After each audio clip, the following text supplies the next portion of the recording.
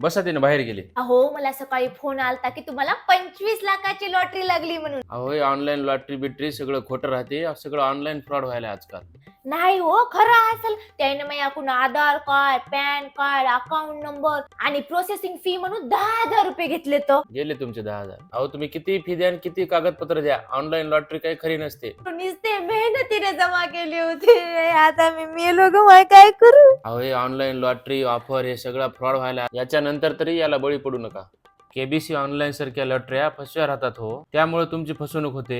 कधीच आपले कागदपत्र, वैयक्तिक माहिती, अकाउंट नंबर, OTP हे कधीच कुणाला द्यायचा नसतं. बरं मग आता 10,000 रुपये. तक्रार करतो मी सायबर सेल नांदेडला.